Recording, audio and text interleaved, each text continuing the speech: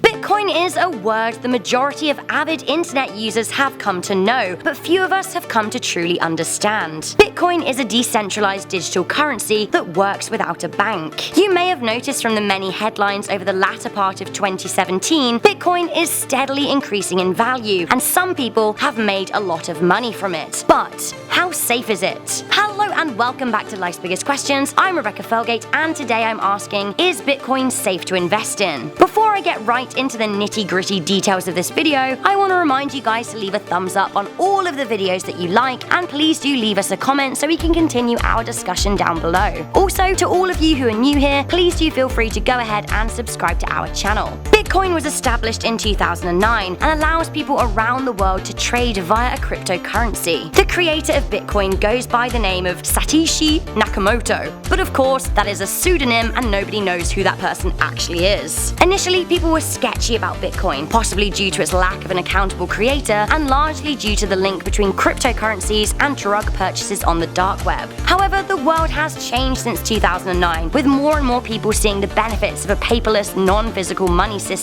as opposed to a fractional reserve banking. Now, over 100,000 merchants accept Bitcoin as a form of payment. These days, the value of one Bitcoin is skirting around the $17,000 mark. At the end of 2013, a Bitcoin was worth $1,000, and at the beginning of 2011, it was worth just $1. With these kinds of highs, a lot of people were interested in investing, but how safe is it really? At this point, I just want to make it clear that I'm in no way a crypto expert or financial analyst. I'm just giving you some factual highlights from hours of research on the topic. So, in many ways, Bitcoin is safer than placing your money in a bank or building society. For one thing, banks are notoriously corrupt. We have seen numerous banking crises and meltdowns. Bitcoins in some ways are more secure than cash too. You cannot forge a Bitcoin like you can banknotes. Similarly, unless you give someone your private key password to your Bitcoin wallet, it's pretty difficult for someone to steal your money. Also, with the process of mining, public ledgers of all Bitcoin transactions are created. Now, this means there's a digital record of every payment. However, there are a few issues with cryptocurrency that are worth noting at this stage in the game. One of the problems with Bitcoin is the hype.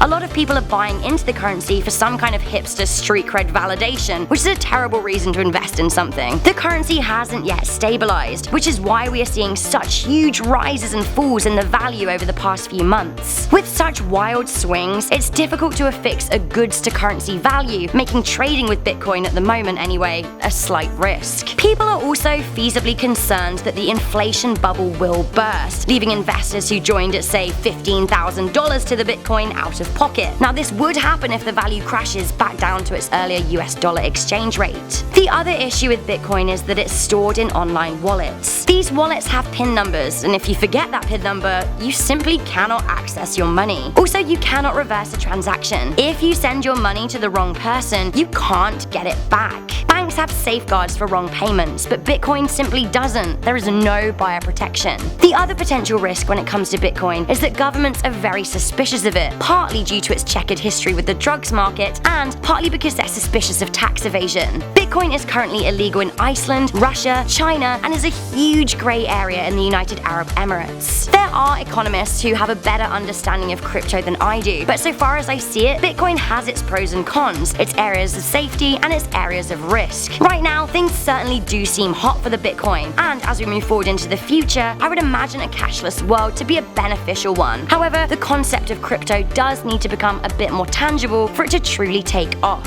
Do any of you guys watching have a Bitcoin? What do you think? Can you help continue the debate in the comments section down below? What do the rest of you guys watching think? Are you interested in investing? Please honestly do let me know. I'd love to get a sense of what people think on this topic. For now, that is all I have. I am your host, Rebecca Felgate. Please do leave a thumbs up on this video and click on the notification bell to be the first to hear the next big answer. I'll catch you guys in the next video, but for now, stay curious, stay alert, and never ever stop questioning. If you guys want to continue on your questioning binge, why not check out our biggest what ifs playlist and our biggest science questions playlist.